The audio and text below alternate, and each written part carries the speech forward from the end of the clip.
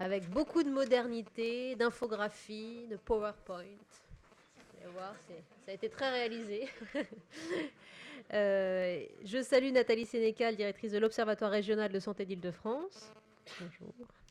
Accompagnée de Madame Catherine Mangenet, qui est chef de projet équipement et santé pour l'Île-de-France. C'est un binôme introductif pour cette table ronde. On ne veut pas vous épuiser de chiffres, mais vous donner quand même l'essentiel du panorama, que ce soit bien clair pour vous, pour aborder encore une fois une thématique essentielle, celle de la démographie régionale.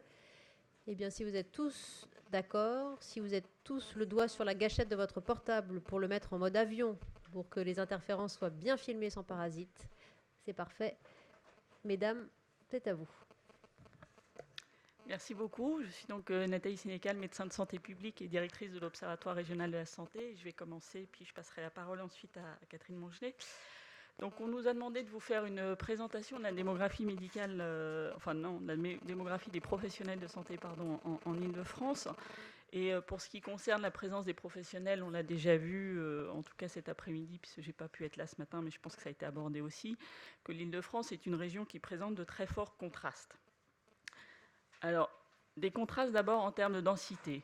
Donc vous avez, pour ne pas vous abreuver de diapositives, j'ai mis plusieurs diapositives sur la même, ce qui fait que c'est devenu illisible, donc je m'en excuse. Mais globalement, vous avez en termes de messages assez frappants, l'Île-de-France se caractérise soit par des densités qui sont plutôt parmi les plus basses de France, voire les plus basses de France, soit par des densités qui sont parmi les plus élevées, voire les plus élevées. Donc parmi les plus basses, on a les médecins généralistes libéraux et les infirmiers libéraux, et parmi les plus élevés, on a les médecins spécialistes et notamment les ophtalmos. Donc je vais revenir un petit peu dans le détail et vous expliciter certains chiffres. Donc les médecins généralistes, qui sont, je crois, ici, mais moi je ne vois rien, c'est cette carte-là. La France compte aujourd'hui, alors d'abord je m'excuse, en termes de sources, on a déjà eu cette petite discussion avec mon voisin de droite, on ne sera pas forcément en accord avec les sources des ordres, on travaille notamment à partir des bases, soit de l'ARS, soit du RPPS, et donc on peut avoir des sources qui sont discordantes, mais globalement, ça sera pareil pour tous les ordres. Donc on a pour les médecins généralistes libéraux en France un peu plus de 60 000 médecins généralistes exerçant en exercice libéral exclusif ou partiel, soit à peu près 60% de l'ensemble des médecins généralistes, et ce qui fait une densité de 92,9 médecins généralistes pour 100 000 habitants au 1er janvier 2015. Et le nombre et la densité des médecins généralistes libéraux diminuent depuis 2012. Et donc, les densités de médecins généralistes les plus faibles sont observées dans les 3 départements des régions ultramarines que vous voyez ici, et aussi pour l'Hexagone, en Île-de-France ici et en Centre-Val de Loire. On a donc en Île-de-France une densité de 80,7 médecins pour 100 000 habitants, alors qu'elle est plutôt de 93, 92,9 en France. Pour ce qui concerne les infirmiers, la France, c'est la carte à droite ici, la France compte 110 000 infirmiers libéraux, soit 17% des infirmiers, ou encore 168,2 infirmiers pour 100 000 habitants. Au cours des dernières années, le nombre et la densité n'a pas cessé d'augmenter pour les infirmiers de manière générale en France, alors qu'en Île-de-France, j'y reviendrai un petit peu plus tard, elle diminue, et elle diminue sur l'ensemble des départements. Donc on voit que la densité des infirmiers, là aussi, diffère selon les régions. Et les régions les moins dotées sont plutôt dans le nord de l'Hexagone, et notamment en Île-de-France, où la densité des infirmiers est la plus basse de France. Et elle est 2 fois plus basse que la moyenne nationale, puisqu'elle est de 79,1 pour 100 000 habitants, alors que la moyenne française est de 168,2. En ce qui concerne les chirurgiens dentistes libéraux, on arrive là dans les situations plus favorables. On a donc en France 37 000 chirurgiens dentistes libéraux ou mixtes, à peu près 90% de la profession, soit 56,2 pour 100 000 habitants. C'est un nombre qui reste stable, et du fait de la progression démographique, on a donc une densité qui a tendance à diminuer. Les densités en chirurgiens dentistes libéraux varient fortement là aussi selon les régions, et l'Île-de-France fait partie là des régions les mieux pourvues, avec une densité de 60,6 contre 56,2 dans le reste de la France. En ce qui concerne les gynécologues, on a en France un peu plus de 5200 gynécologues libéraux, ou à exercice libéral exclusif ou combiné. C'est à peu près 70% de la profession des gynécologues obstétriciens, soit 18,8 gynécologues pour 100 000 femmes de 15 ans et plus. Et c'est un nombre qui a tendance à diminuer. Et pour le coup, l'Île-de-France est la région la mieux dotée, avec une densité de 27,5 pour 100 000 femmes, alors que je vous rappelle qu'elle était de 18,8 en moyenne en France. Et elle est 2 fois plus élevée en Île-de-France que dans les pays, que dans les régions limitrophes, et notamment en Pays de la Loire, où elle est la plus basse, à 13 pour 100 000 femmes de 15 ans et plus. En termes d'ophtalmologues libéraux, on en compte 9 500 en France ayant une activité libérale ou mixte, soit 7,3 pour 100 000 habitants. Le nombre reste stable depuis 2012 et les densités les plus élevées sont observées notamment dans le pourtour méditerranéen, comme pour la plupart des spécialistes, ce que vous voyez assez nettement dans les zones foncées, et notamment aussi en Île-de-France.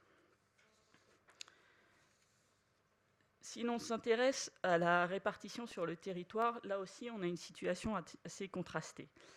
Pour les médecins généralistes, par exemple, qui sont donc à gauche sur l'écran, donc je vous rappelle qu'on avait une densité moyenne en Île-de-France qui était parmi les plus faibles de France, mais au sein de l'Île-de-France, on a des forts contrastes, puisqu'on a une densité sur Paris qui est nettement supérieure à la moyenne nationale. Donc là, je m'excuse, vous avez donné pour 10 000 habitants, donc il faut rajouter un 0 pour retrouver les chiffres des cartes d'avant. Mais donc, on a 121 médecins généralistes pour 100 000 habitants à Paris, et on en a 2 fois moins. Le petit point rouge est resté. C'est pas grave. On en a 2 fois moins en Seine-Saint-Denis, avec la densité la plus basse à 67 médecins pour 100 000 habitants. Sachant qu'un tiers des médecins généralistes en Île-de-France exercent à Paris, et qu'une autre spécificité francilienne, c'est le faible taux de médecins installés en secteur 2. Et une autre particularité, mais pas spécifique à Île-de-France, c'est la forte féminisation des médecins généralistes. Quand on regarde au niveau infrarégional, vous avez ici une carte au niveau de ce qu'on appelle les pseudo-cantons.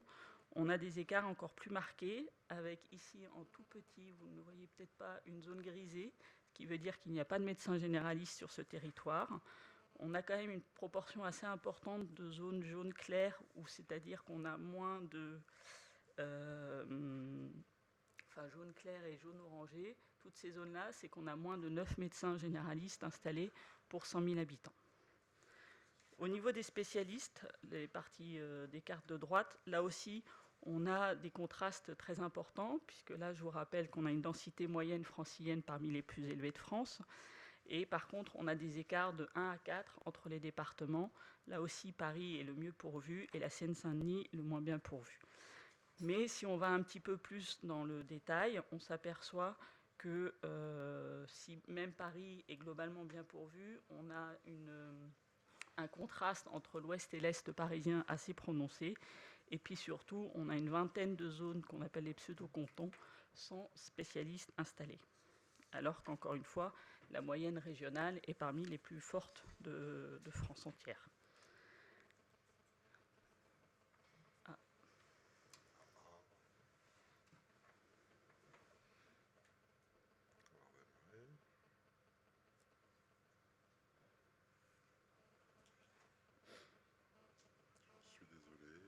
Décidément, je vous... Non, c'est bon. Ça ne me dérange pas.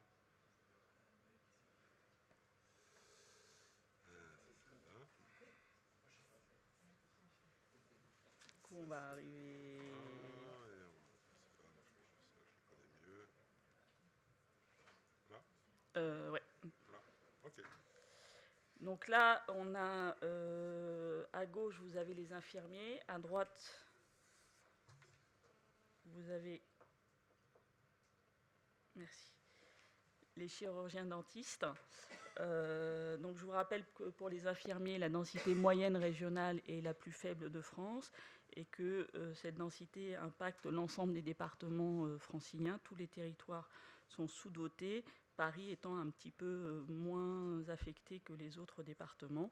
Et on a aussi un clivage quand même assez prononcé entre des infirmiers beaucoup plus installés dans l'est que dans l'ouest du territoire.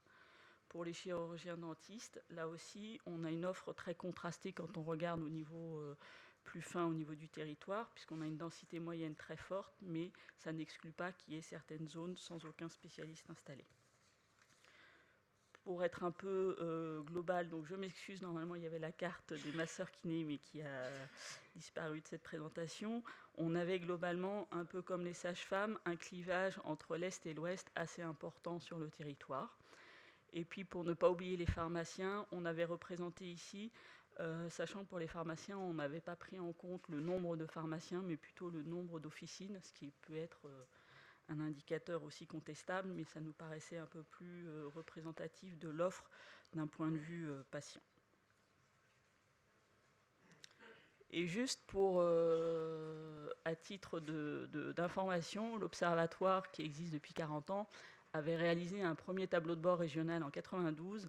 Et en 92 déjà, on avait pu relever qu'il y avait quand même de fortes disparités au niveau territorial, avec déjà Paris très bien doté par rapport à ses voisins, que ce soit en médecins généralistes ou en médecins spécialistes.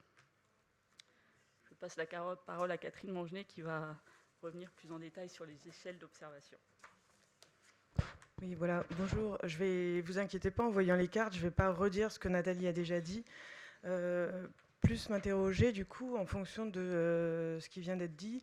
Finalement, la question qui se pose, c'est est-ce que la région est bien dotée ou mal dotée en professionnels compte tenu des besoins des habitants ? Et pour répondre à cette question, on se rend compte qu'on est assez vite confronté aux questions d'échelle dont nous parlait Nathalie. Donc là, j'ai repris juste la carte, c'est une carte à titre d'exemple, hein, sur les densités de généralistes libéraux et mixtes, donc par région, où Nathalie vous disait que l'Île-de-France est parmi les plus faibles régions, enfin, la région la plus faiblement dotée par rapport aux autres régions françaises. Quand on regarde par département, on se rend compte déjà que certains départements, notamment Paris, que vous voyez affiché en vert foncé, est bien doté et que d'autres départements peuvent être moins bien dotés. Mais si on continue à descendre dans l'échelle d'observation, on se rend compte que, effectivement, au niveau des pseudo-cantons, comme vous montrez Nathalie, mais également au niveau des communes, on observe des densités d'offres qui sont complètement différentes d'une commune à l'autre. Si on descend encore plus bas, parce que finalement un généraliste, c'est quelque chose, enfin, c'est un service, c'est quelqu'un, mais c'est surtout un service qu'on va chercher dans la proximité de chez soi. Et du coup, si on regarde, si on observe à l'échelle des quartiers, et notamment le nombre de généralistes que les habitants peuvent trouver dans un rayon d'1 kilomètre de chez eux, on se rend compte que même au niveau des quartiers et des différentes communes, il y a des différences tout à fait notables. C'est les petites zones qui apparaissent en rouge, c'est les quartiers qui ont une forte offre dans un rayon d'1 kilomètre. Et les quartiers qui apparaissent en vert clair sont ceux qui ont une offre beaucoup moins importante. Et ce qui est plus intéressant, c'est ce qui apparaît en bleu foncé et en bleu très foncé. C'est les zones qui sont densément habitées, mais qui n'ont aucune offre de généraliste libéral dans un rayon d'1 kilomètre. Donc on se rend compte qu'en fonction de l'échelle d'observation, les constats peuvent être sensiblement différents. Donc ça pose toute la question des échelles d'observation. Et là, j'ai repris des travaux qu'on a réalisés à l'IAU, mais qui sont sensiblement similaires à l'APL de l'adresse ou de l'INSEE, construit en collaboration avec l'Institut de recherche et de documentation en économie de la santé, où on essaye de calculer des densités de médecins accessibles, mais vraiment cette fois en partant des habitants, des lieux de résidence des habitants, et en regardant, en se dédouanant des frontières administratives, parce qu'on peut très bien aller voir un professionnel de santé en dehors de sa commune, en dehors de son département, il suffit qu'il soit relativement proche ou qu'on puisse y accéder. Donc on a regardé finalement les densités de médecins potentiellement accessibles rapportées à la population de ces différentes mailles. Là, on est à des mailles d'observation qui sont à l'échelle de 250 mètres, donc quelque chose de relativement fin. Tout l'intérêt de cette échelle d'observation, c'est d'une part de se dédouaner des frontières administratives, comme je vous le disais. Ça nécessite quand même aussi d'intégrer la notion d'équivalent temps plein en offre médicale, puisqu'on sait bien que tous les médecins ne travaillent pas, entre guillemets, du lundi au vendredi de la même manière. Donc compter des médecins, ça suffit pas, je dirais, il faut compter des activités de médecins. Ça permet également de rapporter les professionnels de santé à la population qui se partage en fait leur carnet de rendez-vous. Parce qu'il faut bien entendre aussi la dimension temporelle et la dimension d'engorgement potentiel des médecins en exercice. Effectivement, on peut avoir 100 médecins dans une zone, mais s'ils se partagent une patientèle très nombreuse, en termes d'accessibilité à l'offre, ça pose quand même des problèmes pour les patients. Un autre élément ici, c'est qu'on rapporte souvent le nombre de médecins qu'on observe dans une commune à la population de la commune. Il faut savoir, on le sait d'ailleurs, hein, que les besoins ne sont pas tout à fait les mêmes selon qu'on a une population particulièrement âgée, une population de femmes relativement jeunes, en tout cas en âge de procréer, et que du coup, ces mesures de densité sont à pondérer en fonction des besoins. Et du coup, il est important d'arriver à pondérer ce nombre de médecins par une population dont, par exemple, les personnes âgées auraient un poids plus important. La question aussi, c'est d'arriver à anticiper les évolutions à la fois des professionnels de santé. On sait bien que, et j'y reviendrai par la suite, un certain nombre de professions comptent une part importante de professionnels qui arrivent proche de l'âge de la retraite. Donc il faut arriver aussi à avoir des pointeurs d'alerte pour repérer les zones en tension. Également intégrer, anticiper un petit peu les évolutions de population. Là, c'est l'urbaniste qui parle, mais c'est vrai que des zones où il y a des énormes programmes immobiliers qui vont attirer de nouveaux habitants et du coup potentiellement de nouveaux patients sont quand même à intégrer aussi en amont dans l'observation des inégalités de répartition des professionnels de santé. Évidemment, ça pose la question aussi d'intégrer d'une manière ou d'une autre l'offre complémentaire à l'exercice libéral que sont les centres de santé, les hôpitaux et notamment les consultations externes dans les hôpitaux, les PMI, etc. Alors, je vous disais qu'il fallait tenir compte des besoins et des spécificités des territoires. Et effectivement, je ne sais pas si tout le monde ici est bien au fait de la grande diversité et du fait que la région est extrêmement contrastée. D'une part, c'est une région qui est à la fois rurale et fortement urbanisée. Alors, on connaît tous la densité urbaine de Paris ou du cœur d'agglomération. Ce qu'on sait moins, c'est que toutes les franges de l'Île-de-France sont à la fois très rurales. Donc c'est ce qui apparaît en jaune et un petit peu en vert sur la carte. Donc ça, c'est des espaces qui sont vraiment ruraux, périurbains, mais qui sont maillés par un réseau de polarités relativement constituées et qui peuvent être pour certaines fortes.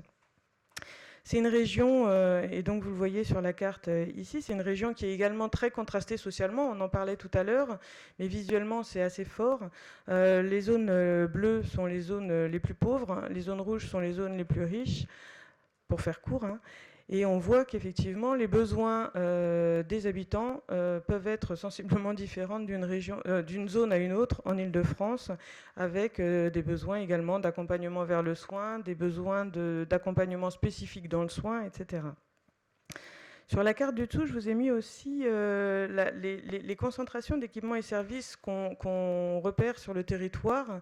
Et on voit dans les zones bleues, c'est les zones qui sont bien équipées d'une manière générale en équipements et services. Excusez-moi, les médecins, je les considère aussi comme des services dans nos approches d'aménageurs. Et effectivement, on voit que certaines zones sont relativement complètes en offres, que ce soit d'enseignement scolaire, culturelle, sportive, médicale. D'autres sont moins largement dotés. Pourquoi je vous présente cette carte aujourd'hui, c'est qu'effectivement, on remarque que les médecins sont plus présents dans les zones urbaines, dans les zones denses et dans les zones aisées, puisque de fait, les médecins aussi ou les professionnels de santé privilégient à la fois la qualité de vie pour eux et pour leur famille, et notamment, mais ça, vous le savez mieux que moi, il y a un vrai désir de travailler en groupe et de ne plus travailler seul. Ceci étant, cette aspiration-là est mise en tension en fait, avec les coûts du foncier, les coûts du loyer, la sécurité, les navettes domicile-travail qui peuvent être assez fortes en Île-de-France, l'engorgement des infrastructures routières, etc., qui freinent à la fois l'installation et la qualité d'exercice pour certains professionnels de santé dans certains territoires. Et je pense notamment aux infirmiers, les cartes que montrait Nathalie tout à l'heure, où effectivement on voit des infirmiers plus particulièrement présents dans les zones rurales, ça rentre aussi en résonance avec ces contraintes-là. Vous serait-il possible de conclure dans les secondes qui viennent? Ah bon? Parce que c'est Oui, très oui, bien sûr. voilà, ouais, pour ouais. qu'on tienne un Je petit peu. vais aller vite. Je vais Merci passer sur le beaucoup. fait je vais passer très vite sur le fait qu'effectivement la démographie médicale est en baisse en Île-de-France et que cette baisse a plutôt tendance à accentuer les disparités géographiques, puisqu'on voit, je ne vais pas vous commenter les graphiques qui sont un peu compliqués, ce qu'on voit c'est que les proportions, le rythme de la diminution de la densité médicale dans différentes professions finalement est encore plus forte dans les départements qui étaient déjà les moins bien dotés. Donc cette dynamique ne renforce pas du tout, ne rétablit pas les constats. On voit aussi, et ça c'est des diapositives qui m'ont été fournies par l'ARS, que finalement les nouveaux installés, notamment en médecine générale, finalement s'installent dans les zones où il y a déjà une offre, des zones fortement denses, et que finalement assez peu s'installent dans des zones sous-dotées. Que la démographie médicale vieillit, bon je passe vite, de l'intérêt de penser, en tout cas d'observer les inégalités territoriales de démographie médicale en termes de parcours de soins, pour essayer c'est ce que vous disiez tout à l'heure à la table ronde précédente, d'arriver à combiner des zones déficitaires à la fois en généraliste, en masseur kiné, en infirmier, pour arriver à comprendre comment les patients peuvent avoir un parcours coordonné de soins. Sans parler, mais j'en parle quand même un tout petit peu, des problèmes d'accessibilité financière. Donc dans nos densités, il faut quand même intégrer cette dimension de secteur de conventionnement pour vérifier que l'ensemble des franciliens peuvent avoir accès à des soins qu'ils peuvent s'offrir. Je passe sur le zonage. Ce que je voulais dire, c'est effectivement tenir compte aussi des spécificités territoriales et de la capacité d'action des collectivités territoriales qui, elles, arrivent, qui ont quand même un rôle à jouer qui est complémentaire de celui des ARS et des autres instances sanitaires, puisqu'elles ont des leviers d'action sur la santé, que ce soit sur les déterminants de santé.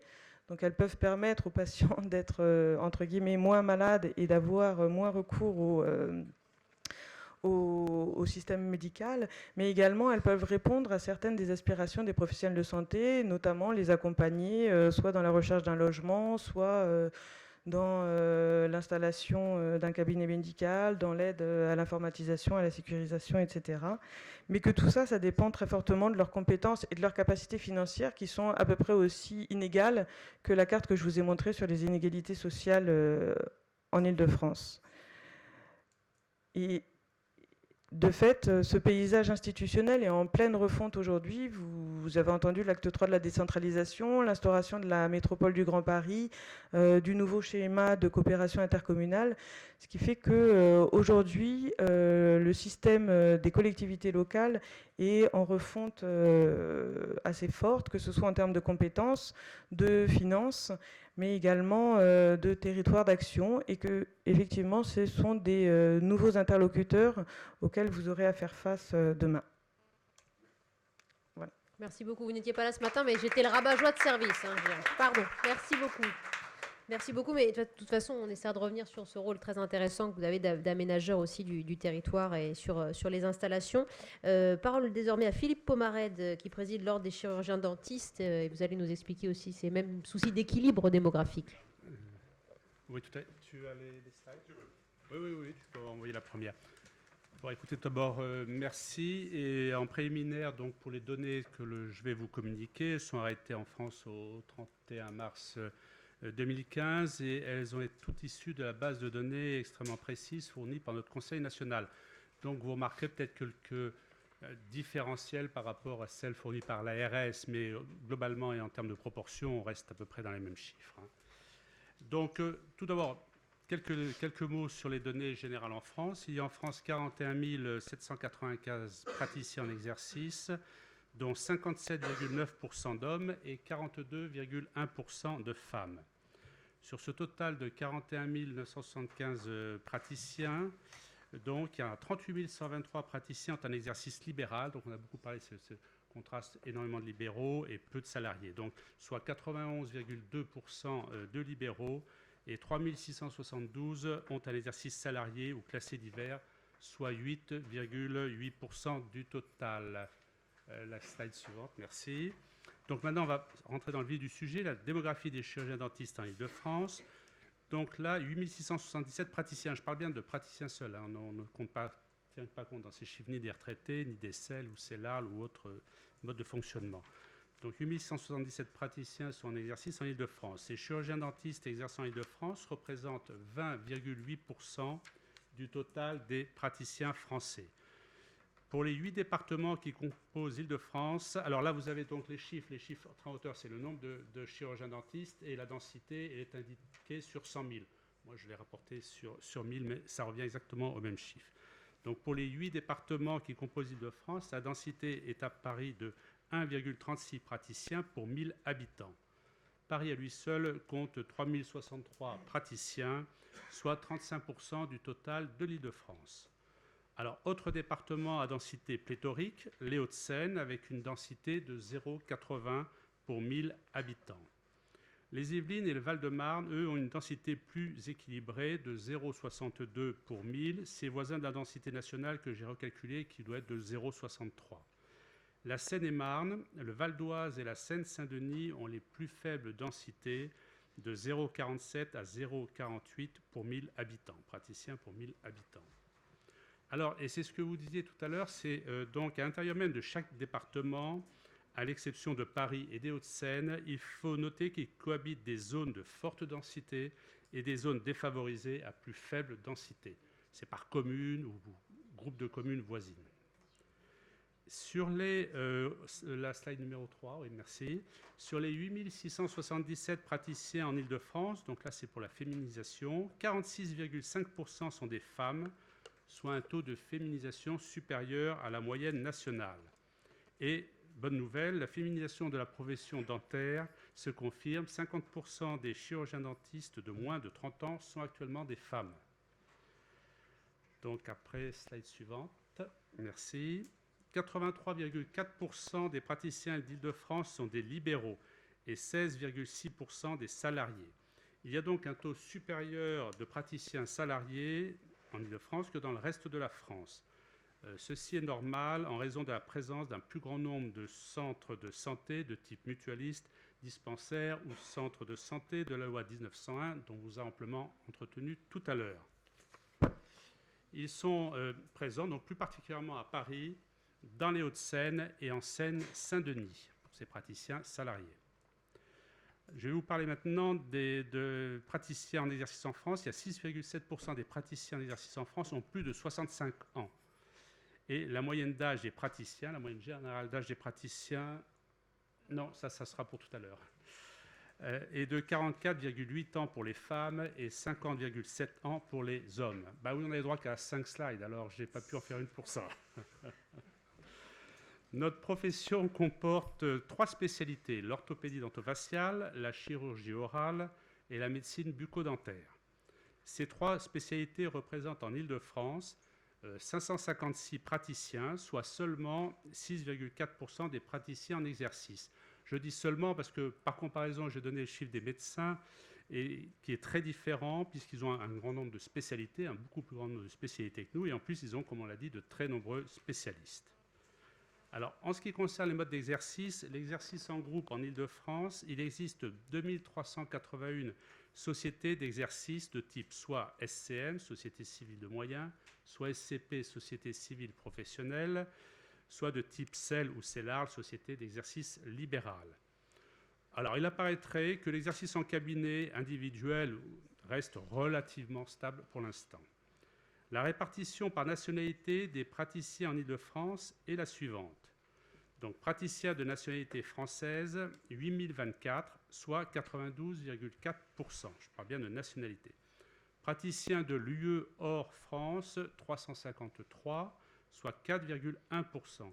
Praticiens hors UE, 300 praticiens, soit 3,5%. Là, on va passer à la slide suivante. Voilà.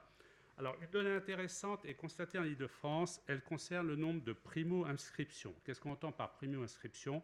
C'est la première inscription d'un praticien à un tableau de l'ordre. En 2012, ça concerne essentiellement les jeunes ou alors des praticiens étrangers qui viendraient exercer en France pour la première fois. En 2012, il y avait 240 nouveaux praticiens, dont 73 diplômés à l'étranger qui étaient inscrits, tous en Île-de-France. En 2013, 288 praticiens inscrits, dont 85 diplômés à l'étranger. En 2014, encore augmentation, 311 praticiens inscrits, dont 108 diplômés à l'étranger. Il y a donc, en termes de pourcentage, une très forte poussée des inscriptions de praticiens diplômés à l'étranger sur les 3 dernières années, plus 30% en Île-de-France et plus 34,7% en France. M. Babuzio avait déjà parlé un petit peu de ce problème tout à l'heure en parlant des chirurgiens dentistes. Chiffre important en 2014 sur la France entière, et ça c'est un chiffre très important, 35% des primo-inscrits sont diplômés hors de France. Ces primo-inscrits non diplômés en France viennent ou ont été formés pour l'essentiel dans les 3 pays suivants, la Roumanie, l'Espagne et enfin le Portugal. Donc la tendance à l'européanisation des praticiens inscrits au tableau de l'ordre s'amplifie. À noter, et vous l'avez évoqué aussi, c'est que les diplômés hors UE ne représentent que 2% du total des primo-inscrits. Donc c'est un phénomène beaucoup plus européen que mondial. Si l'on s'en reporte à la nationalité d'origine, les chiffres en notre possession indiquent 2 données. Première donnée, un nombre important de Français a été formé hors de l'Hexagone depuis 2006. Particulièrement en Roumanie et en Espagne, ce qui leur permet de contourner ainsi le numerus clausus très rigoureux existant en France en fin de première année. Slide suivante, merci. Alors, donc, augmentation significative d'installation en France des praticiens étrangers issus de l'Union européenne, avec tout d'abord les Roumains, 202 Roumains inscrits en 2014 contre 57 simplement en 2010. En ce qui concerne les praticiens espagnols, 102 praticiens espagnols en 2014 contre 38 en 2010. Et enfin, 77 praticiens portugais en 2014 contre 7 en 2010. Alors ceci nous amène quelques réflexions et pose un réel problème d'équilibre démographique. Parce que par ailleurs, ces praticiens dont on pourrait croire qu'ils vont aller vers des zones censées être un petit peu plus défavorisées ou peu denses en praticiens, n'y vont pas réellement ou ils vont marginalement. Ils s'installent globalement plutôt dans les zones déjà surmédicalisées, dans les agglomérations, villes universitaires ou villes d'accueil sympathiques. Voilà. Problème également d'équité. C'est un problème d'équité puisque le numerus clausus existant est très restrictif et qu'il se situe à l'entrée, en début d'études universitaires et non pas lors de l'installation, et surtout qu'il n'existe pas ce numerus clausus dans les pays que je viens de vous citer principalement. Il n'y a pas de numerus clausus. Donc ils peuvent former autant de praticiens qu'ils veulent, et ça c'est le fond du problème. Alors l'ONDPS, l'Observatoire de la démographie des professionnels de santé, dans son rapport sur les années 2013 et 2014, qui a été publié le 3 février 2015, a constaté des écarts importants de l'ordre de 14% entre les effectifs observés et les effectifs projetés, étudiés alors en 2007 par la DRES, Direction de la recherche, des études, de l'évaluation et des statistiques. Il est donc extrêmement difficile de se projeter longtemps à l'avance en termes d'installation par rapport au numerus clausus. Alors, selon l'ONDPS, je cite, ces constats conduisent aujourd'hui à s'interroger sur l'intérêt de maintenir le numerus clausus et militent en faveur d'un travail approfondi sur la nécessaire adaptation de cet outil de régulation. Voilà, je vous remercie de votre attention. Je peux juste vous poser une question, M. Pomarène. Oui, bien sûr. parce que c'est peut-être évident pour vous, mais moi, je ne connais pas la position de l'ordre que vous représentez sur l'européanisation dont vous parliez. Est-ce que c'est une chance? Est-ce que c'est une inquiétude pour vous que c'est 35% de primo-inscrits?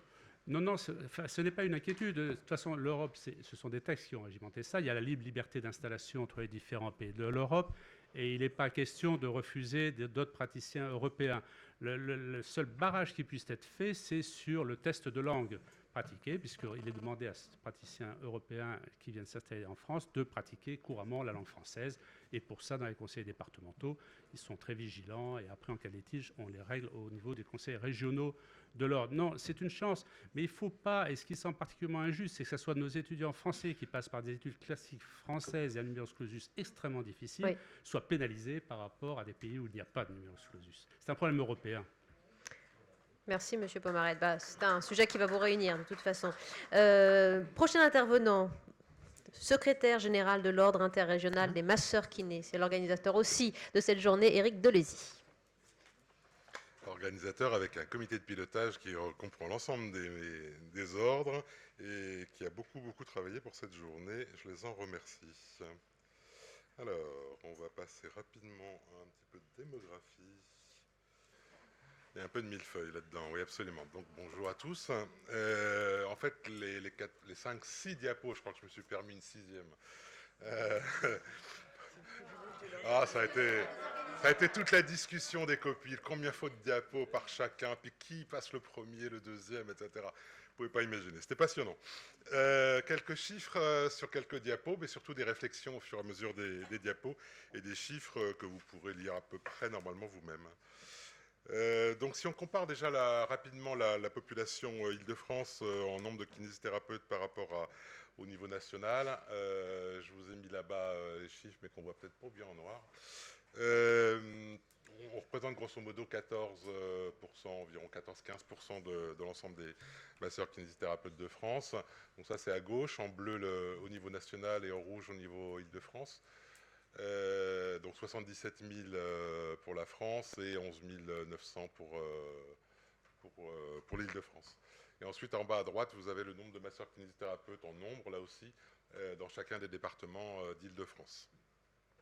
Je dois le dire quand même, surtout pour Yannick qui a fait le déplacement et puis quelques autres qui verront ces vidéos, le Conseil interrégional travaille sur l'Île-de-France et la Réunion. Donc il a fallu à chaque fois reprendre tous les chiffres pour enlever la Réunion, parce qu'aujourd'hui on parlait que de l'Île-de-France.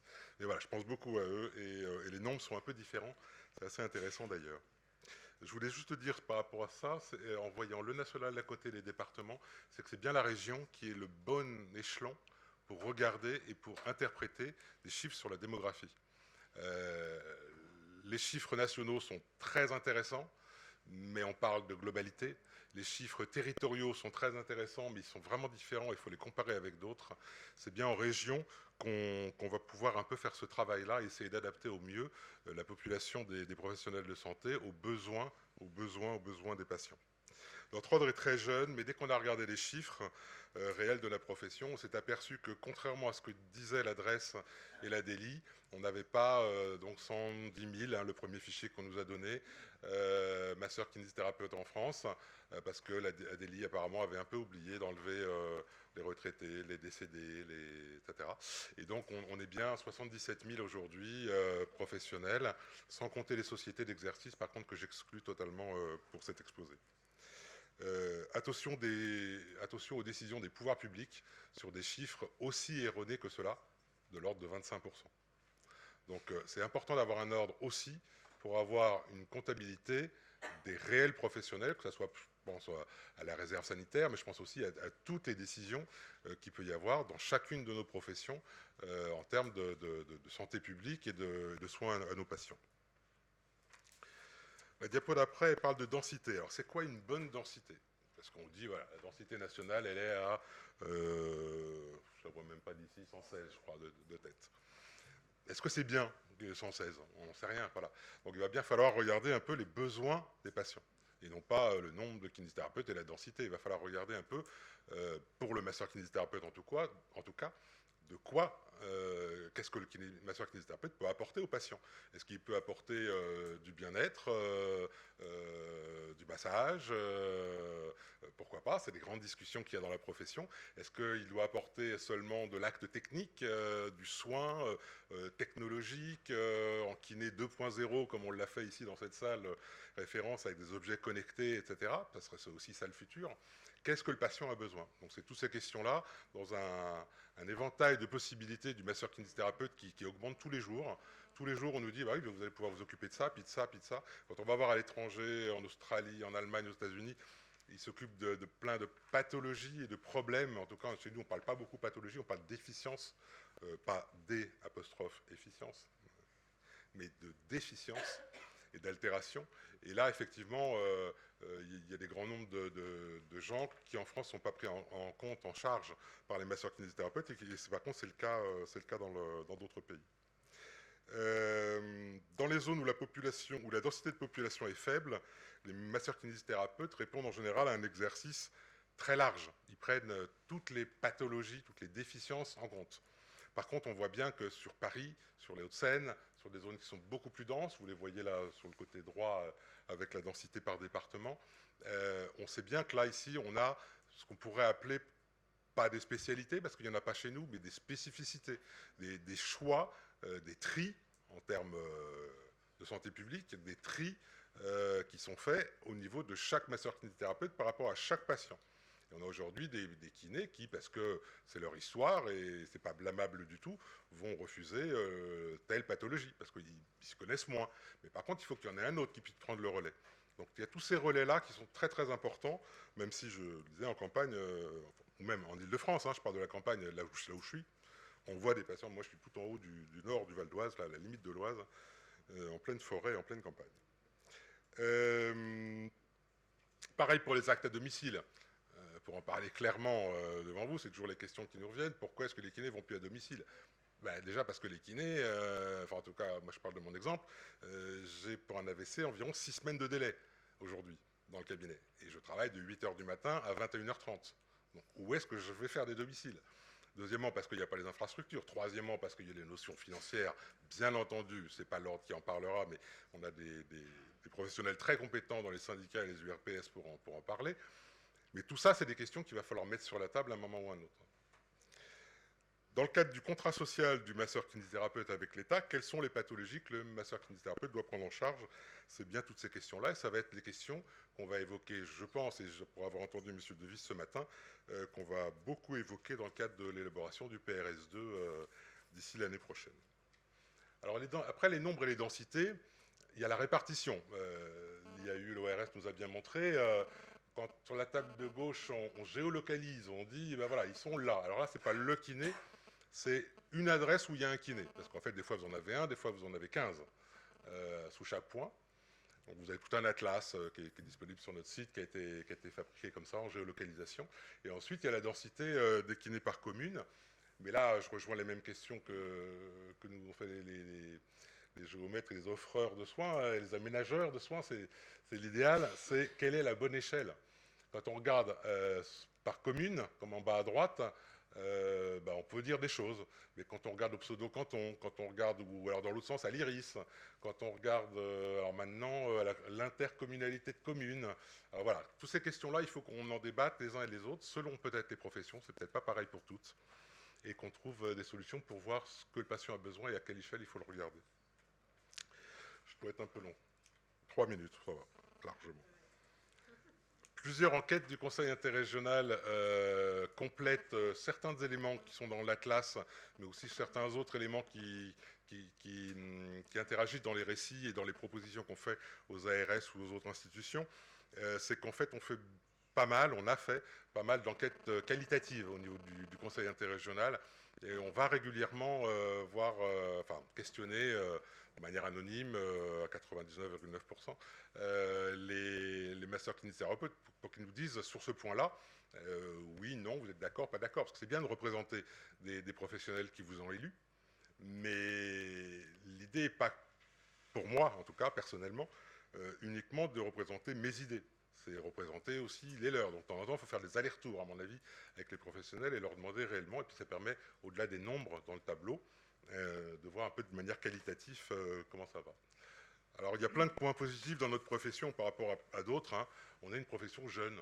On est une profession très jeune. On vous l'a dit tout à l'heure, c'est notre 70e anniversaire en 2016. La profession, pas moi.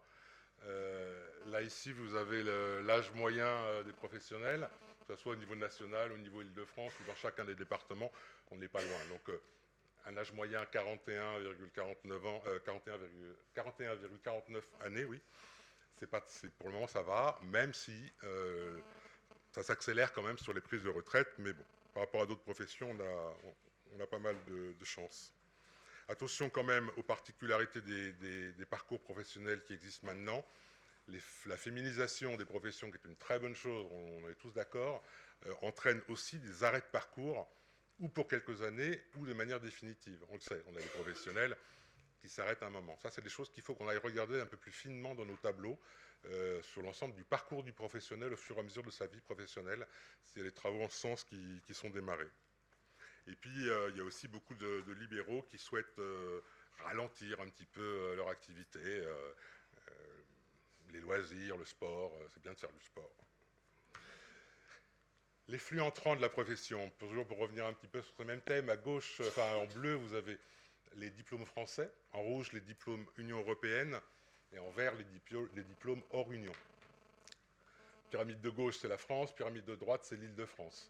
Donc l'année dernière, en Île-de-France, 502 nouveaux diplômés de France, d'un des IFM 4 de France, je ne parle pas d'Île-de-France, là, sont venus s'installer en Île-de-France. 220 venant de l'Union européenne sont venus s'installer en Île-de-France. Donc on est sur des chiffres de plus de 30,30%.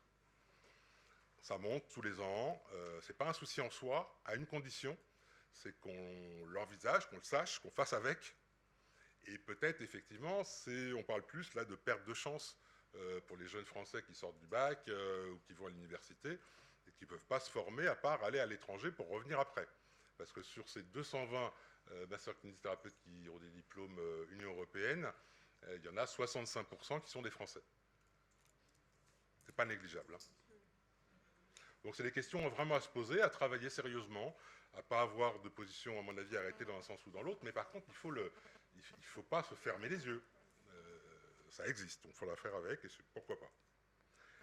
On pourrait croire qu'ils vont s'installer majoritairement en exercice salarié, c'est-à-dire là où il y en a besoin, parce qu'en fait, en général, si vous ne le savez pas, ils déposent un dossier à la préfecture, à la DRGSCS, et ils doivent dire où est-ce qu'ils vont travailler. Donc ils écrivent, je vais travailler dans tel hôpital. En général, ils ont une prévision de contrat de travail. Dans la réalité, si on regarde vraiment, il y en a 60% d'entre eux qui ne vont pas en salariat, mais qui vont en libéral. Et ils vont où? On vous l'a dit dans d'autres professions, là où on a beaucoup de masseurs-kinésithérapeutes. Et pas là où il n'y en a pas beaucoup. Donc tout ça, ça va être à discuter, ça va être des éléments importants, à mon avis, dans le cadre du PRS2, par exemple. 3-4 derniers petits points pour qu'est-ce qu'il nous reste à faire, parce que tout ça, en fait, ça pose beaucoup de questions. Et la démographie, pour moi, c'est vraiment ça. L'objectif, c'est pas d'avoir un chiffre pour un chiffre, ça sert à rien. Par contre, c'est comment est-ce qu'on travaille ensemble, qu'est-ce qu'on en fait, interpro, avec les ARS, avec les autres structures, les conseils régionaux, avec l'IAU et l'ORS, puisque dans beaucoup de régions, les ordres participent pleinement, voire même au conseil d'administration des ORS. Il y a des particularités en Île-de-France, et on en est bien content pour plein de choses. Voilà, il faut qu'on travaille ensemble dans les années à venir. Suivre l'évolution de la profession avec la réforme de la formation initiale, comme vous l'a dit Dominique Pelka, on va passer à 4 ans. En IFMK, plus l'année universitaire, ça va changer beaucoup de choses. Il va y avoir les pratiques avancées. On nous en a parlé aussi tout à l'heure chez les infirmiers. Les pratiques avancées, c'est pour toutes les professions paramédicales dans la loi, hein. Anticiper les besoins du patient et les envies. Alors, quels sont les besoins et les envies? Est-ce qu'il a besoin de soins ou est-ce qu'il a envie de soins? Il a besoin d'un médicament, il a envie d'un massage, c'est quoi? Enfin voilà, il y a toutes ces questions-là à se poser. Il y a 2 travaux en cours, et je terminerai là-dessus, qui vont nous éclairer particulièrement cette année. Le premier, c'est avec la FNEC, que je remercie, les étudiants en masso-kinésithérapie qui sont avec nous. On a été voir cette année, c'est le début d'un travail, on va faire une cohorte, on a été voir 200 étudiants qui sont dans des instituts de formation de masso-kinésithérapie en Île-de-France. Il y en a 200 qui nous ont répondu, qui nous ont dit, voilà, au mois de mars, Je souhaiterais, quand j'aurai mon diplôme, m'installer là au mois de juillet. Donc, et quelques autres questions. Est-ce que j'ai été boursier, etc. Enfin, il y a beaucoup de choses aussi là-dessus, mais la FNEC est beaucoup plus pointue sur ces domaines-là, donc on les laisse le faire beaucoup mieux que nous. Mais par contre, moi, ce que je voulais savoir, c'est si vraiment ils s'installaient au mois de juillet, au mois de septembre, là où ils pensaient aller s'installer. Et où est-ce qu'ils vont? Et s'ils viennent en Ile-de-France se former, est-ce qu'ils restent en Ile-de-France, etc., etc. Donc on va refaire le point dessus tous ces gens-là. Ça n'a pas été une enquête anonyme. Ils ont été très, très gentils de répondre de manière nominative, pour qu'au mois de juillet, on regarde dans le tableau où est-ce qu'ils sont inscrits. Et puis on va regarder 4 mois après où est-ce qu'ils sont. Parce que est-ce qu'ils ont fait que des remplacements et ils sont partis ailleurs? Est-ce qu'ils sont partis faire un peu de remplacement en salariat puis qu'ils sont partis en libéral après? Bref, on va essayer de regarder une cohorte sur un parcours d'environ une année. Deuxième chose, et c'est le dernier, un regard conjoint avec la RS Île-de-France, avec un travail qui a été commencé il y a 15 jours sur les flux entrants et les flux sortants, avec Julien Galli et toute l'équipe de la RS Île-de-France, sur les flux entrants et les flux sortants. Qui sont les kinés qui rentrent tous les ans en Île-de-France, à quel endroit, et qui sont ceux qui sortent, combien il y a de retraités, combien il y en a qui partent vers une autre région. Donc ces travaux-là sont commencés, les résultats seront pour la fin de l'année. Je vous remercie.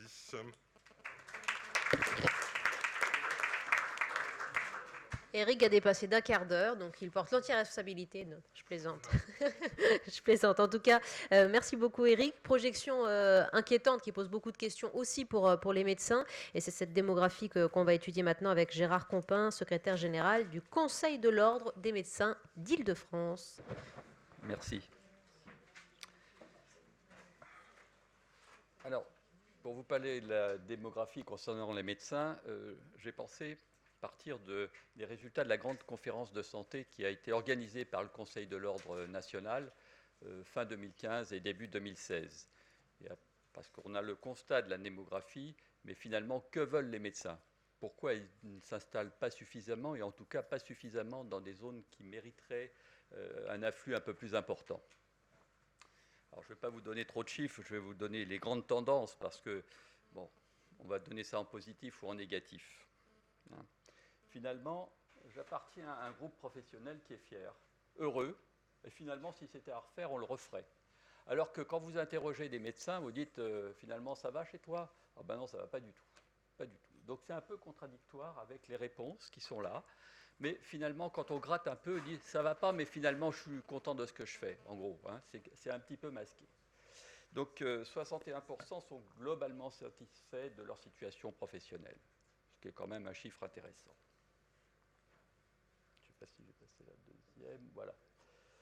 Alors, concernant la sécurité et l'organisation de leur structure, là aussi, ils sont satisfaits et ils ont un mode de rémunération qui est adapté à ce qu'ils font, que ce soit le paiement à l'acte ou le salariat. Par contre, bien sûr, ce qui ne va pas, c'est le niveau de la rémunération. J'ai entendu tout à l'heure que l'ordre était assez soft là-dessus. On est quand même très préoccupé par le niveau de rémunération de certains confrères et qui ont quand même des difficultés et qui ont bien sûr tendance à faire des choses qui sont un petit peu déviantes pour pouvoir s'en sortir. Alors ça, c'est peut-être inhérent à la personnalité de l'individu, mais en tout cas, ça, je pense que c'est un problème très important, sans partir sur le versant syndical. Il y a des points de frustration. Perspective d'évolution de carrière. Lorsque vous êtes médecin généraliste, vous rentrez dans la carrière et finalement, vous allez dire « je vais en sortir au moment de la retraite ». Ça, c'est très, très difficile d'évoluer parce que ça prend du temps. Donc, du temps, il faut trouver un remplaçant, on n'en trouve pas. Ça coûte des sous. Et donc, c'est un petit peu difficile. L'équilibre vie privée, vie professionnelle ne les satisfait pas. Et ça, c'est la tendance. Hein. Les jeunes générations et les anciennes sont en train de copier ça et se fondre un petit peu dans l'évolution de la société. C'est-à-dire qu'on veut un meilleur équilibre entre la vie privée et la vie professionnelle. Alors, est-ce que c'est une modélisation de la féminisation? Je ne sais pas, mais je pense que finalement, ce n'est pas une mauvaise chose que d'aller vers cette tendance à partir du moment où la société organise la permanence des soins, ce qui est un autre débat.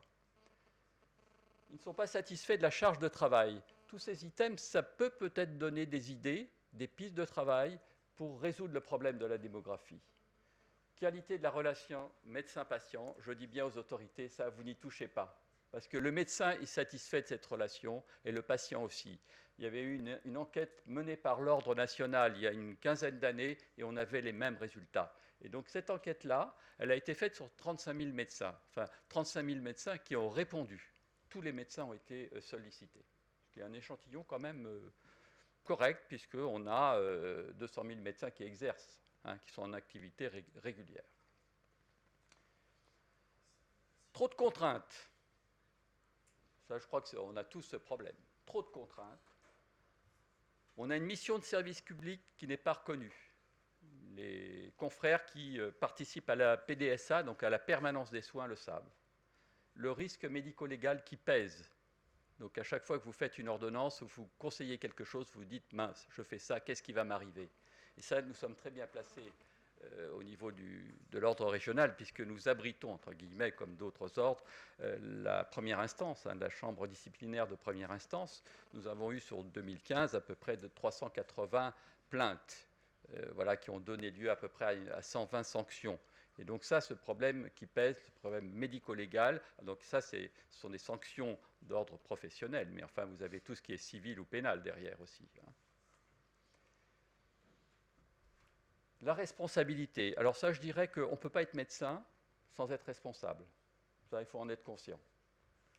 Et les 35 000 médecins ont pensé en majorité que l'exercice était plus difficile qu'il y a 10 ans et qu'ils se plaignent d'un exercice isolé. C'est pour ça qu'on a une tendance à glisser très, très nettement vers les maisons pluriprofessionnelles.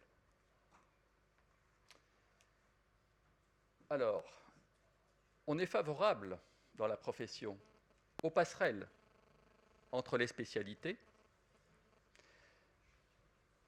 entre la médecine ambulatoire et la médecine hospitalière, qui souvent s'opposent, encore, et puis les structures regroupées.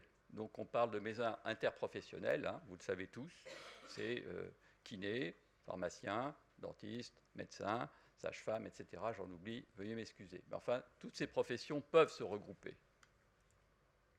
Je connais des exemples de maisons interprofessionnelles qui ont été mises en place sur des territoires où il n'y avait rien, pas de supermarché, pas d'habitation, et ça marche. Et ça marche, les gens se déplacent. Ce fameux numerus clausus, moi j'ai un avis assez particulier là-dessus. Je ne pense pas que c'est ça qui va résoudre le problème de la démographie. Il est effectivement passé de 3500 pour les médecins à 8500 à la louche. Mais ce n'est pas ça. Pourquoi? Parce que vous aurez beau faire sortir des diplômés, s'ils ne veulent pas s'installer, ça va être très compliqué. Et pourquoi ils ne veulent pas s'installer? On en a une petite idée avec leur réponse, mais il y a peut-être d'autres raisons. Ils veulent partager l'autorité des ARS avec eux. Ils veulent travailler avec l'ARS. Et ça, nous, au niveau de l'ordre régional, on a très bien perçu que l'ARS doit être notre premier interlocuteur et notre interlocuteur privilégié. Ça, c'est une idée qui est véhiculée par l'ordre national, la recertification périodique. Bon, les médecins, ils sont assez favorables comme ça, mais à manier avec prudence. C'est compliqué. À un moment où on doit traiter de l'insuffisance professionnelle, on a déjà des difficultés parce que ça prend du temps, c'est compliqué, il faut des experts. Je ne suis pas sûr qu'on soit équipé pour faire ça. Promotion professionnelle, certainement.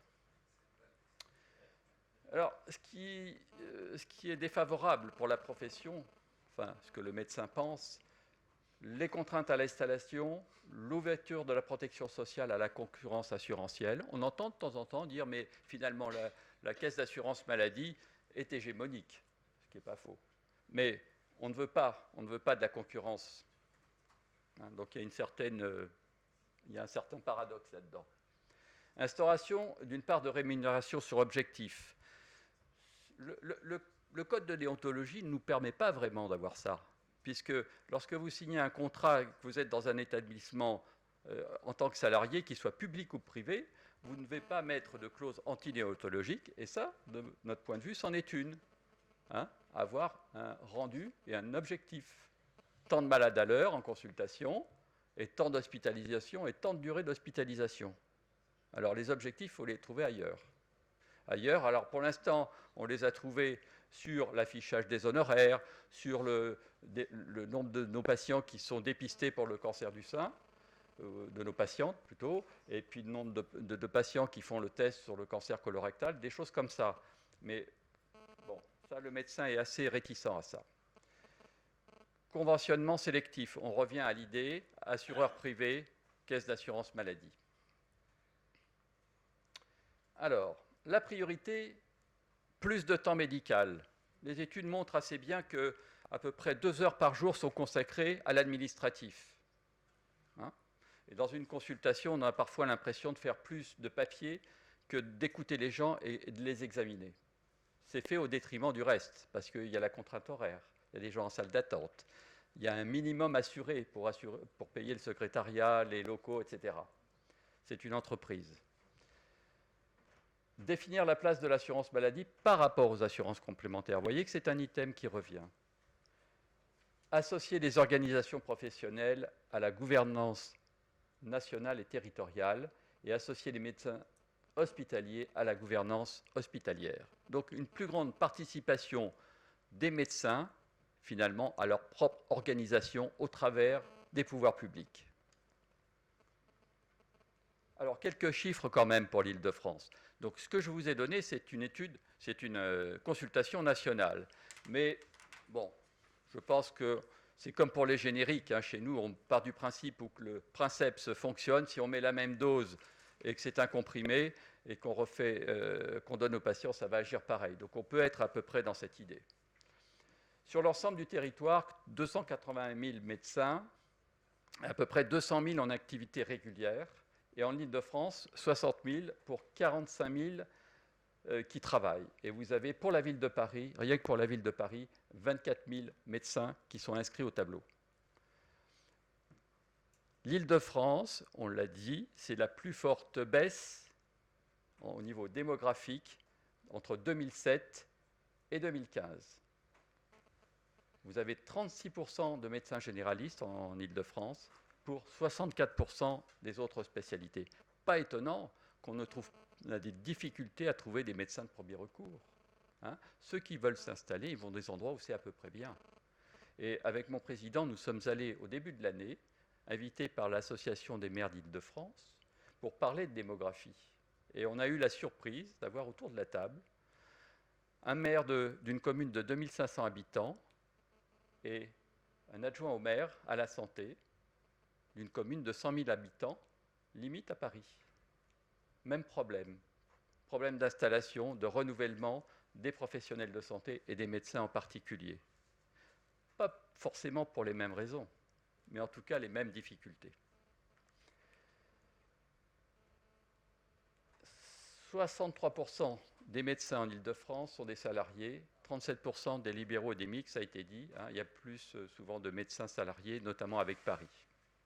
La densité médicale, vous voyez que l'Île-de-France était à 372,1 en 2007 et est passée à 346 en dessous de PACA. Il vous reste une petite minute, monsieur Compin. Oui, c'est la dernière, ça va très bien. Voilà. Donc 60 000 médecins, 45 000 d'actifs, en activité régulière 41 000 et 15 000 retraités. Alors, quand on regarde les inscrits au tableau en Île-de-France, on se rend compte que finalement, ça ne baisse pas beaucoup. Oui, mais vous avez les actifs qui diminuent et les retraités qui augmentent. D'accord ? Et parmi les actifs, vous avez des retraités actifs.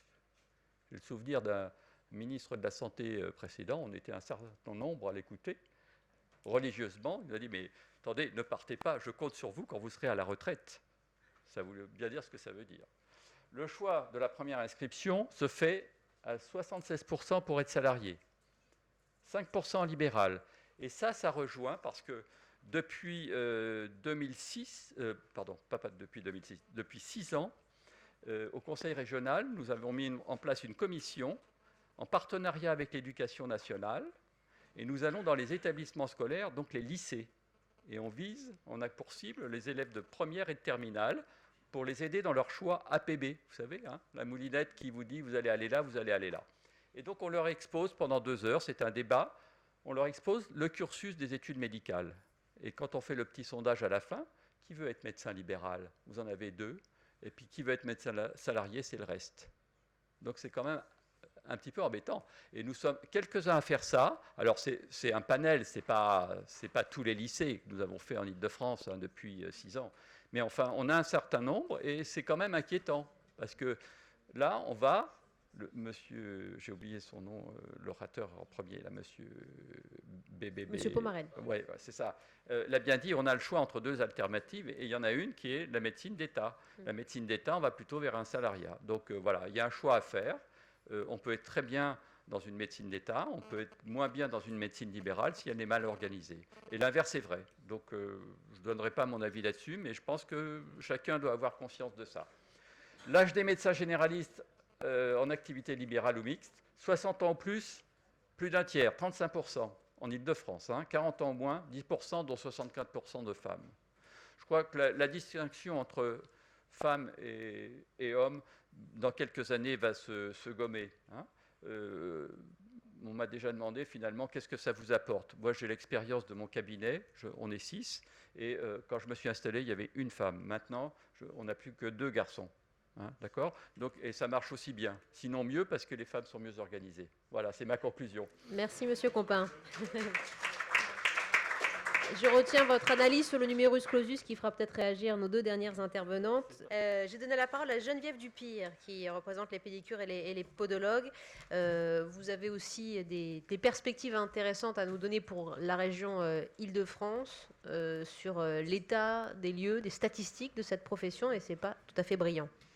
Oui, non, moi, je me suis rendu compte, j'avais un petit peu peur du sujet sur le tissu économique et en faisant mon topo, je parle pratiquement plus de l'économie et tout. Je ne vais pas trop vous abreuver de chiffres, mais on a des contraintes aussi dans notre profession.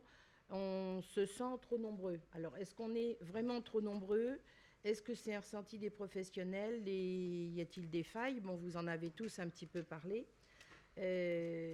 Pour nous, on comptait il y a quelques années qu'il fallait un pédicure-podologue pour 10 000 habitants afin qu'un cabinet tourne bien. Alors c'est vrai que la population vieillit, que les demandes sont plus nombreuses, mais on tombe quand même maintenant dans notre région Île-de-France à un ratio moyen de 5 200 habitants pour un cabinet de podologie. Donc c'est la moitié de ce qu'on comptait avant. Et il faut savoir qu'entre 2010 et 2015, le nombre des podologues augmentait de 16%.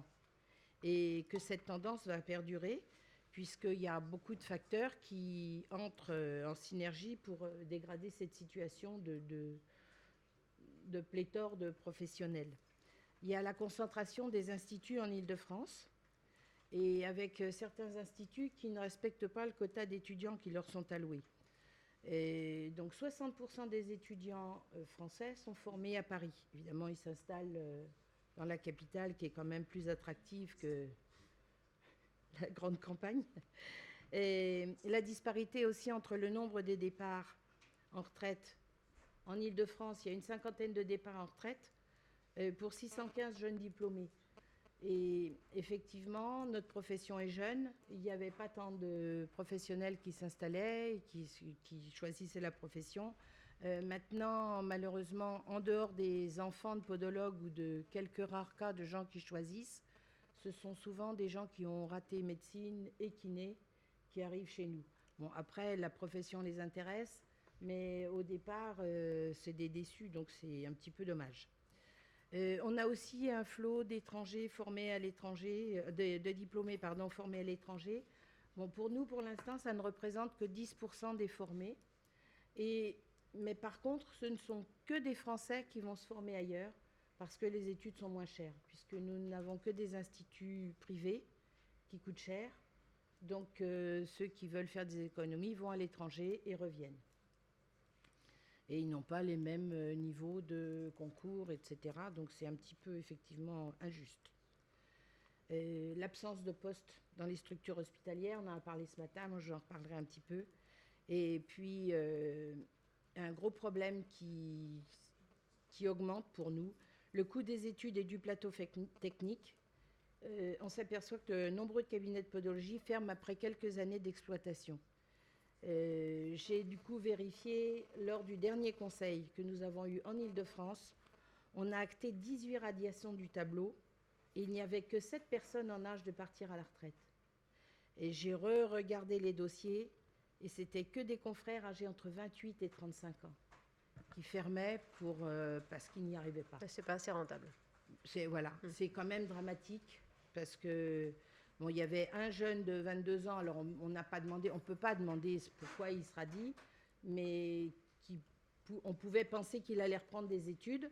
Bon, les 7 personnes en âge de retraite, c'était très bien, mais je dois avouer que les 8 dossiers de 28 à 35 ans, ça fait mal au cœur. Hein. Donc, faute de rentabilité, oui. Alors, il y a toujours eu des gens qui n'arrivaient pas à survivre avec leur profession, mais j'ai eu la chance de siéger pendant 18 ans à la Carpinco, et il y avait 2-3 dossiers par an de jeunes qui fermaient parce qu'ils n'y arrivaient pas. Là, maintenant, on en a acté en Île-de-France déjà 8, rien que pour un trimestre. Bon, on parle de l'Île-de-France, mais nous, on est une interrégion aussi, comme les kinés, et on comprend les DOM. Alors, effectivement, la problématique est complètement différente. Paris intramuros, une ville de Seine-et-Marne qui est un petit peu isolée, ou l'île de la Réunion. Et donc, si à Paris, il y a un podologue pour 3200 habitants, en Guyane, c'est pour 23 000. Alors, effectivement, le chaussage n'est pas le même, donc peut-être pas les mêmes probabilités non plus. Par contre, pour essayer de survivre, on a à l'ordre, on a un logiciel qui s'appelle Podemo et qui peut aider les jeunes qui veulent s'installer à voir où est-ce qu'il y a de possibilités d'installation, pas trop près de confrères, avec des... Ça aide bien. C'est-à-dire qu'avant ce logiciel, il n'y avait rien. Avant ce logiciel, il n'y avait rien. Et justement, avec les numéros ADELI où les gens ne disaient pas qui se radiait ou n'importe quoi, on n'avait aucune visibilité de la profession. Alors effectivement, avec l'ordre où on est obligé de s'inscrire, on a quand même une lisibilité beaucoup plus nette de ce qui se passe. Donc il y a des gens qui s'installent aussi dans vraiment des agglomérations de moins de 2000 habitants. Bon, les anciens, quand on voit ça, ça nous fait un peu frémir. Et puis, les cabinets ne peuvent pas tenir parce qu'on compte en général qu'il faille 10 médecins généralistes pour qu'un cabinet de pédicurie-podologie tourne correctement. Donc, et quel est le pouvoir de l'ordre, justement, pour encadrer cette installation? Alors, pour l'encadrer de l'installation, on peut simplement les conseiller. Bon, après, c'est comme tout conseil, les jeunes font ce qu'ils veulent. Bien sûr. Hein? Donc, notre maillage n'est pas trop mal. C'est vrai qu'ils s'installent souvent quand ils voient, évidemment, qu'il n'y a pas beaucoup de podologues dans le 93, pour ne pas le nommer. Et puis, on voit bien que sitôt qu'ils peuvent, ils s'en vont ailleurs. Ou ils ont des cabinets secondaires et bon, voilà. Et un podologue qui s'installe à l'heure actuelle, il ne peut pas vivre de son cabinet avant 3, voire 5 ans. Hein. Donc, certains, voyant que leur cabinet principal ne démarre pas, veulent créer un cabinet secondaire. Donc déjà, il faut qu'ils trouvent une zone. Et en plus, là, l'ordre vraiment joue son rôle de conseil en leur disant que ce n'est pas en multipliant les installations et les frais et les loyers qui pourront s'en sortir. Quand il y a des reprises, ils ne se rendent pas compte, ils sont tout contents d'avoir trouvé quelqu'un qui s'en va en retraite, mais la patientèle n'appartient pas à un cabinet. Même si les gens changent, ils vont voir ailleurs et ils sont aussi déçus de ce côté-là. Et tous ces problèmes donc, de potentiel de travail sont accentués parce qu'il n'y a pas du tout de travail, de poste dans les structures hospitalières. Ce n'est vraiment que très ponctuellement qu'un podologue s'est fait connaître, a assisté à des consultations et a pu se faire reconnaître. Parce que quand il y a un podologue qui a intégré une équipe médicale en hôpital, en général, tout le monde en est très content, que ce soit dans des services de diabétologie, bien sûr, de gériatrie, d'oncologie, parce qu'il y a des problèmes spécifiques aussi, de rhumatologie ou même de pédiatrie. Et sans oublier la médecine du travail, parce que toutes les chaussures de sécurité créent des pathologies, bien sûr. Par contre, dans ces structures hospitalières, il y a un gros problème de rémunération, parce que, bon, je sais bien que ce n'est pas le lieu ici, mais on a une lettre clé tellement faible que les hôpitaux ne savent pas comment rémunérer des gens qui leur rendent bien service. Alors, c'est toujours avec des cas spécifiques, mais il faudrait vraiment que ça puisse s'ouvrir et qu'on puisse... on essaye de faire savoir depuis quelques dizaines d'années notre savoir-faire, mais maintenant, il faudrait qu'on sache vraiment le faire savoir pour qu'on puisse être intégré partout. Voilà. Et ce matin, les sages-femmes ont rappelé que la mortalité infantile était importante. C'est vrai qu'avec dans certaines populations, moi je suis un peu affolée de voir comment les gens sont chaussés. Et ça entraîne des pathologies qui entraînent de lourdes conséquences sur la santé. Ça a l'air idiot, mais voilà, c'est vraiment... Donc les points primordiaux pour notre profession, il faut que les contrôles d'étudiants soient faits réellement pour qu'ils soient bien formés, pour pas qu'il y ait de surnombre. Le flux migratoire, il faut que les gens soient cadrés avec les mêmes implications pour eux que pour ceux qui font les études en France. Et puis il faudrait que des postes hospitaliers soient créés. Parce que on pense toujours à nous en disant oui, ils coupent les ongles, mais il n'y a pas que ça. Et des ongles, ça entraîne des tas de choses. Et puis, les maisons de santé avec un podologue, oui, c'est super. Sauf qu'il ne faut pas que le podologue ait une journée de travail par semaine. Pour faire du travail correct, il faut qu'il soit là et qu'il puisse y avoir un suivi. Un suivi. Ça, c'est très important. Pour que, évidemment, les poissons puissent continuer à être pris en charge correctement partout et consulter en confiance, évidemment. Donc, je suis désolée d'avoir débordé du sujet initial de la démographie, mais tout se tient, même les pieds dans les bonnes chaussures. Bravo, c'était très clair. Merci beaucoup, Geneviève Dupire, pour le Conseil régional de l'Ordre des pédicures podologues. Alors, dernière intervention avant la conclusion et l'issue de cette journée qui a été féconde en réflexion et très dense. C'est Christine Buzenay qui intervient, conseillère au Conseil interrégional de l'Ordre des sages-femmes. Voilà, on parlait des sages-femmes à l'instant. Elles sont représentées avec vous. On vous écoute, Christine. Merci. Donc les statistiques que je vais donner m'ont été données par le Conseil national de l'Ordre et je les remercie. L'exercice des sages-femmes, c'est 22 300 sages-femmes en France en activité, d'âge moyen 41 ans, une écrasante majorité de femmes, il y a 3% d'hommes, les hommes ayant été autorisés à exercer en 1982. La répartition par mode d'exercice, c'est pour moitié dans la fonction publique hospitalière, 12% de salariés de structures privées, 5% en protection maternelle et infantile et 28% en libéral. Le taux de chômage, c'est 2%. C'est le même taux en Île-de-France. Alors, quelles sont les tendances? Les tendances, c'est qu'il y a une augmentation du nombre de sages-femmes. L'adresse avait déjà fait un scénario tendanciel avec une augmentation régulière jusqu'en 2030, mais avec un rythme moins soutenu. Il faut savoir que depuis les années 90, la profession a doublé ses effectifs. Donc là, même avec la réforme des retraites, le scénario tendanciel est encore augmenté par rapport à l'initial. Donc augmentation du nombre de sages-femmes. On va aussi vers une augmentation du nombre de sages-femmes libérales, avec un rythme entre 2011 et 2014 de plus de 36%, avec notamment le développement des sages-femmes polyactives, c'est-à-dire qui cumulent une fonction, enfin un statut libéral avec un autre statut, pour 30% d'entre elles.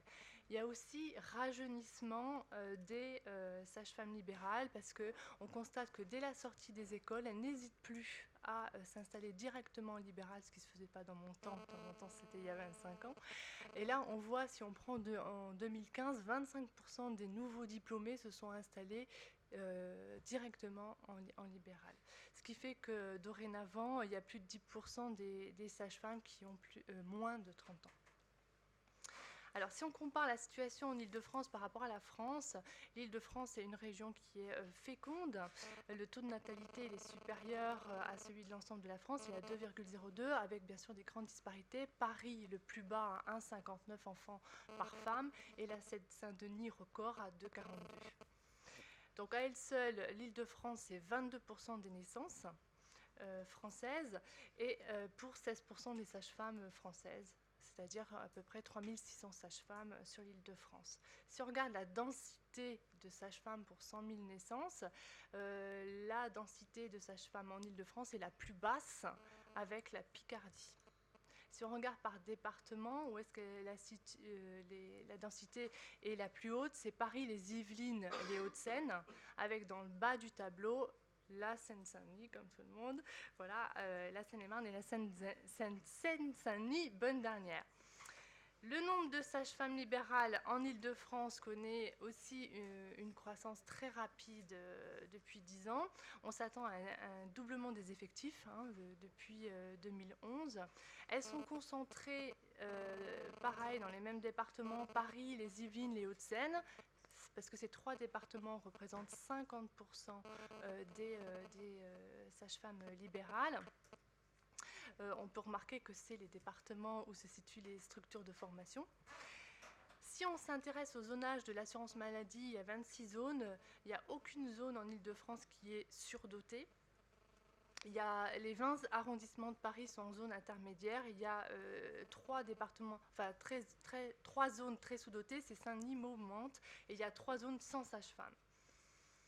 Concernant l'origine des diplômes, c'est 7,5% de diplômes au niveau, des diplômes étrangers au niveau national, 12,7% en Île-de-France, c'est presque le double. Chaque département est au-dessus de la moyenne française, avec un record sur la Seine-Saint-Denis, 20% de diplômes étrangers. La formation en France, c'est 35 structures de formation qui délivrent un diplôme d'État reconnu grade master qui est délivré par université. Le numerus clausus, c'est 1005 places en 2016. Il y a eu une augmentation très importante dans les années entre 2000 et 2005. Ça a pris 300 places pratiquement. Et là, c'est stable depuis une dizaine d'années. Il y a une perte de 10% entre les abandons, les échecs, la réorientation et les professionnels qui n'exercent pas en ayant le diplôme, donc à peu près 10%. Il existe des passerelles entrantes et sortantes, 25 places sur l'ensemble de la France, et un quart des passerelles seront données en Île-de-France. Alors, la situation en Île-de-France sur la formation, c'est la région, c'est le conseil régional qui agrée et finance les structures et qui répartit le quota entre les différentes structures de formation. Il y a 4 structures de formation, sur les 35 en Île-de-France, ça représente à peu près 600 étudiants et 121 diplômés par an.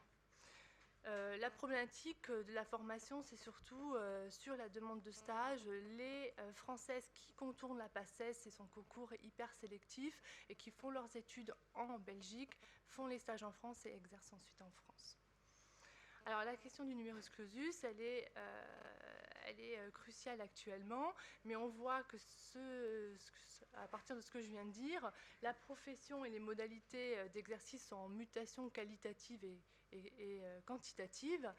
Il y a la libre circulation des professionnels en Europe, il y a un numerus clausus en France et il y a un dispositif de régulation des installations pour les libérales depuis 2011. Donc le Conseil de l'ordre interrégional participe au comité régional de l'ONDPS et on se positionne sur le maintien ou non du numerus clausus. Cette année, la décision a été prise de maintenir le numerus clausus. Il y a un rapport de l'ONDPS qui va sortir sur la démographie des sages-femmes qualitatives et quantitatives fin avril. Est-ce que c'est le numerus clausus qui explique qu'en Île-de-France, la densité des sages-femmes est la plus basse, par exemple, ou pas? C'est-à-dire qu'en Île-de-France, il y a 16% des sages-femmes. Ça représente à peu près le pourcentage du nombre de formés. Donc on a l'impression qu'en fait, l'Île-de-France absorbe ces diplômés. D'accord. Maintenant, on n'a pas, et c'est ce que je veux dire, on n'a pas finalement de données pour savoir est-ce qu'il y a une fidélisation, est-ce que ça correspond à une fidélisation ou pas des diplômés. En tout cas, les chiffres semblent le démontrer. Le numerus clausus, qui est donc la question actuelle de la profession, donc il n'y a pas de réponse évidente, on l'a vu avec les différents intervenants, puisqu'il y a des causes pour répondre à cette question, on voit qu'il y a des causes plurifactorielles, les indicateurs se trompent parfois, on a des statistiques qui sont parfois imprécises, et notamment pour nous qui ne dissocient pas les professionnels en multi-activités et les sous-activités subies, par exemple. Donc, si on veut répondre à cette question, il y a 3 niveaux d'analyse, le marché de l'emploi, le système de soins et la formation. Donc, concernant le marché de l'emploi, l'exercice salarié se maintient, voire augmente légèrement dans la fonction publique, mais avec une insertion plus précaire, plus difficile pour les jeunes diplômés. On est sur un marché de l'emploi qui est devenu dual comme d'autres professions, c'est-à-dire des jeunes qui ont du mal à obtenir un emploi stable et qui cumulent les CDI en début de parcours. Alors, ce qui serait intéressant, c'est de mieux connaître les perspectives d'emploi dans les établissements de santé. Donc, on voit que la variable d'ajustement chez les sages-femmes, ce sont les sages-femmes libérales, et donc il faut réfléchir à la bonne densité de sages-femmes libérales sur le territoire. Comme dit Martial Fraisse tout à l'heure, nous aussi, on veut de l'herbe verte, donc il s'agit de garantir un niveau d'activité et de revenus soutenables. Pour les professionnels, et donc il faudrait analyser plus finement la dynamique de l'emploi et de l'activité libérale, en sachant que l'activité de gynécologie de prévention est amenée à se développer.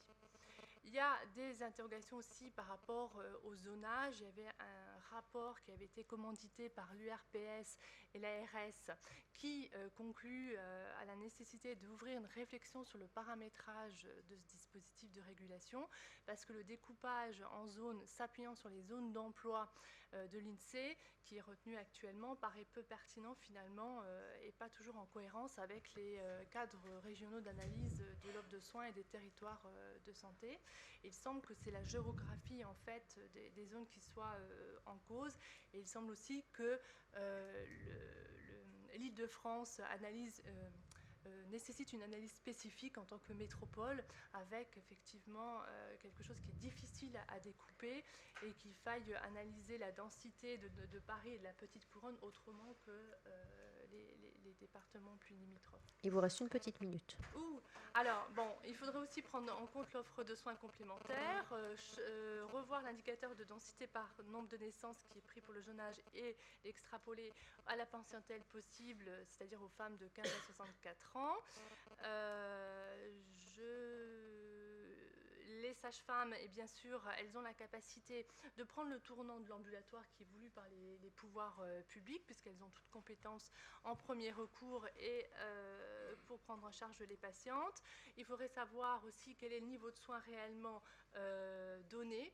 Et là, c'est l'enquête périnatale qui nous donnera entre ce qui est prévu et ce qui est réellement fait. Donc, je pense qu'il y a une marge de manœuvre. Au niveau de la formation, il est important que désormais, on connaisse mieux l'insertion professionnelle d'une façon qualitative et quantitative, justement pour votre question de fidélisation par rapport à une région, mais aussi pour voir combien de professionnels prennent la profession de sage-femme comme une étape, combien après vont dans d'autres métiers ou font de la recherche et des masters pour valoriser aussi la science maïeutique.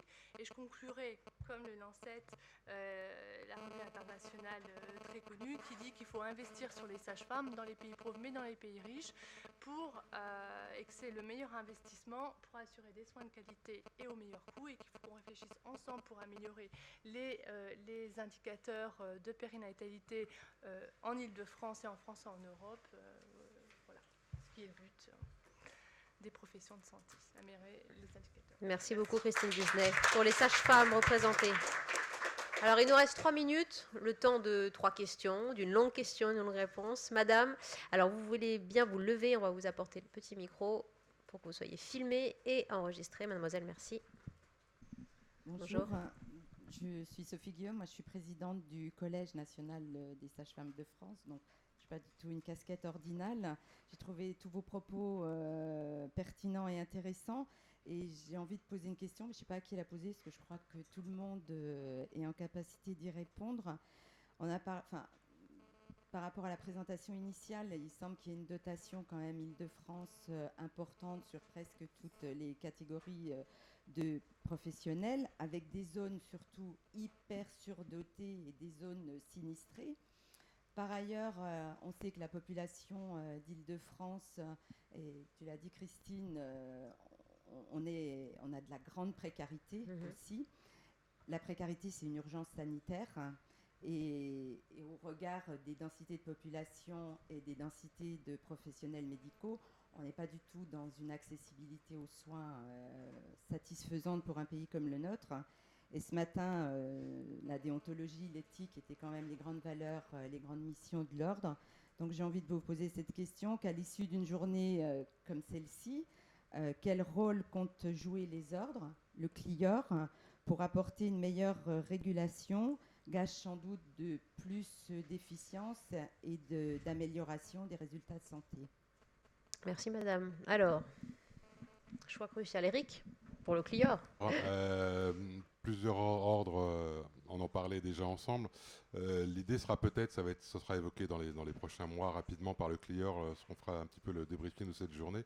L'idée va peut-être être d'abord de formaliser le CLIOR, qui ne l'est pas aujourd'hui, c'est une structure informelle qui a son intérêt pour l'ensemble, mais l'idée va peut-être être pour faire quelque chose réellement de le formaliser, et puis pourquoi pas après de créer différents groupes de travail, dont sans doute un observatoire de démographie pluriprofessionnel, pour pouvoir interagir avec l'IAU, l'ORS, l'ARS et tous les intervenants aujourd'hui, les différentes chaires en géographie qui nous questionnent régulièrement, qui commencent à nous appeler. Enfin bon, on a beaucoup d'appels et des choses comme ça, donc il va falloir structurer un petit peu, à mon avis, ce CLIOR, on en parlera ensemble. Avec des statistiques croisées.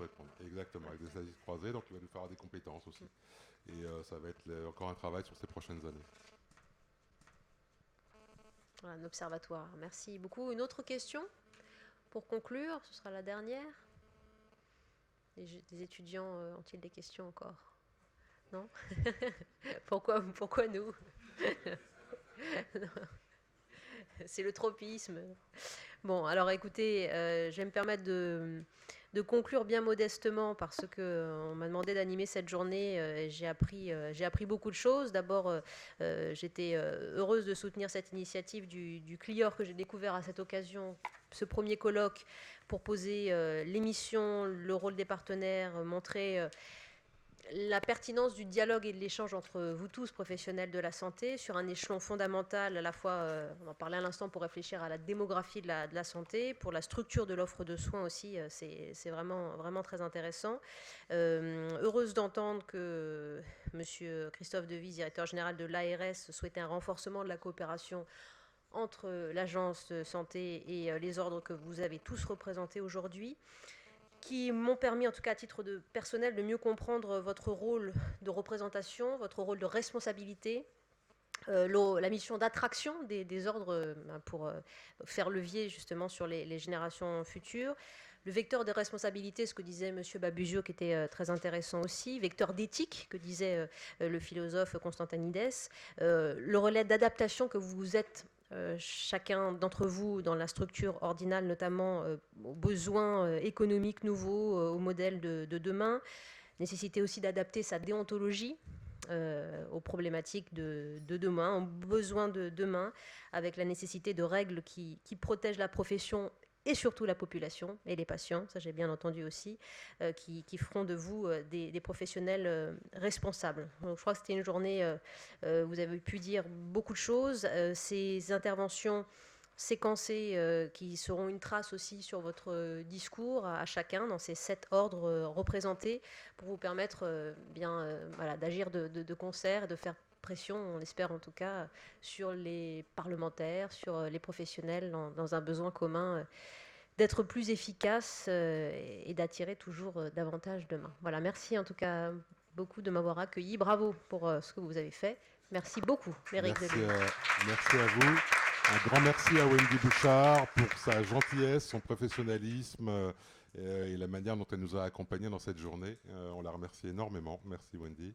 Merci aux intervenants extérieurs, l'IAU, l'ORS, Île-de-France, Christian Babuzio et Yanis Contadalides. Et merci à M. Devis et à ses équipes. Et merci aux équipes du COPIL de cette journée. Merci. Et